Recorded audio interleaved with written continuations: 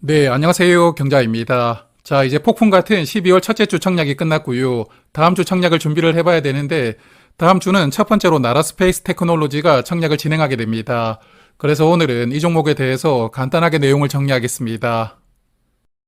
자, 이번 주도 청약하는 종목이 매우 많기 때문에 일단 주 초반에만 청약하는 종목을 정리를 해보았고요. 오늘 말씀드리는 나라스페이스는 월요일과 화요일에 청약을 시작하고 환불금을 목요일에 돌려받거든요. 환불 기간은 이틀인 청약이고 그리고 다음날에 RG노믹스와 IBK 스펙이 함께 청약하는 일정이니까요.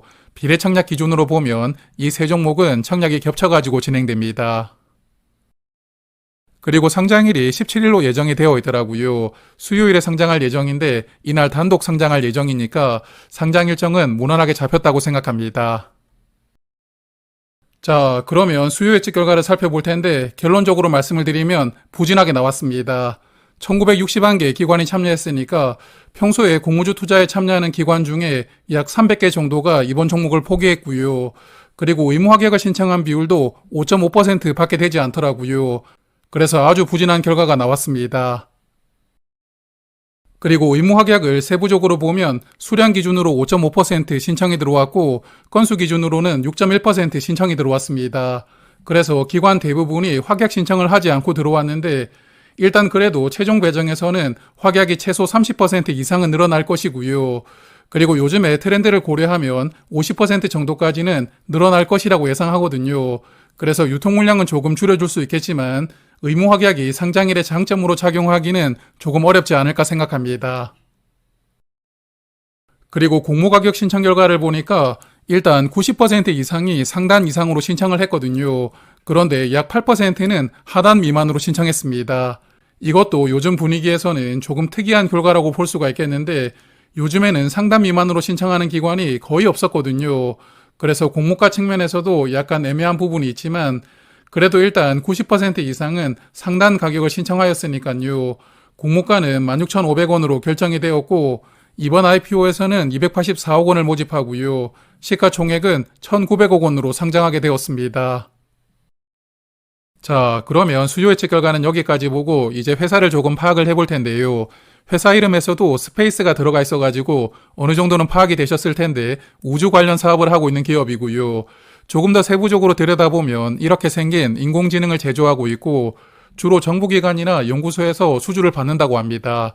그래서 주로 정부기관이나 연구소에서 수주를 받고 인공위성을 만들어주는 사업을 주력으로 하고 있는 종목입니다. 그리고 23년도에는 자체적인 인공위성을 우주로 쏘아 올리는데 성공했다고 하더라고요. 그래서 여기 위성이 지금 지구 위를 빙글빙글 돌고 있는데 여기서 찍어보내는 이러한 영상이라든지 데이터를 판매하는 사업도 부수적으로 하고 있다고 합니다. 그리고 실적을 체크를 해보니까 일단 올해 매출액이 크게 늘어났더라고요. 작년에 43억 원이었던 매출액이 올해 10월까지 114억 원이 나왔으니까 거의 3배 가까이 늘어났거든요. 일단 인상적인 부분이긴 한데 그렇지만 매출액이 3배가 늘어났는데 영업적자는 거의 줄어들지 못하고 있더라고요. 그래서 증권신고서를 보니까 전략적으로 수주했던 프로젝트 때문에 원가율이 높아졌다 이렇게 설명을 하고 있던데 그래서 영업적자를 줄이지 못하고 있다는 부분은 조금 아쉽긴 하지만 그래도 매출이 상장하고 있으니까요. 이런 부분을 저는 조금 긍정적으로 바라봅니다. 그래서 나라스페이스도 기술특례 조건으로 상장하게 되었고요. 27년에 약 80억 원의 흑자를 기록할 수 있다고 전망하고 공모가를 산정하였으니까요. 이번 종목도 밸류 체크는 생략을 하고 이제는 청약 정보를 살펴보겠습니다. 자, 나라스페이스는 이번 IPO로 172만 주를 모집하는데 우리 사주조합에 배정된 수량은 없었고 일반 투자자에게는 43만 주가 배정됩니다. 그리고 삼성증권이 주관사인데 일반 고객은 만주까지 청약을 할 수가 있더라고요. 만주를 청약하려면 증거금은 8,250만 원이 필요하고 그리고 최소 20주부터 신청할 수가 있다고 하니까 증거금은 16만 5천 원입니다. 그리고 삼성증권도 청약 수수료는 2천 원을 받고 있습니다.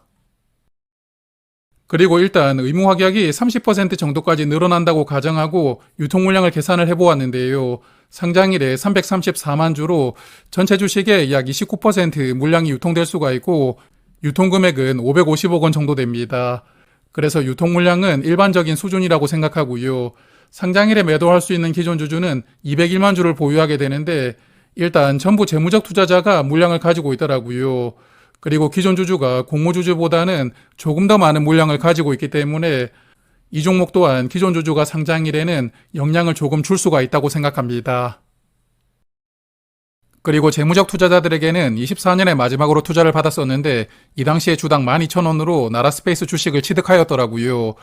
그래서 기존 주주가 보유한 물량 중에 가장 높은 가격이 12,000원이라고 예상하고 공모가와 비교하면 27% 낮은 가격입니다.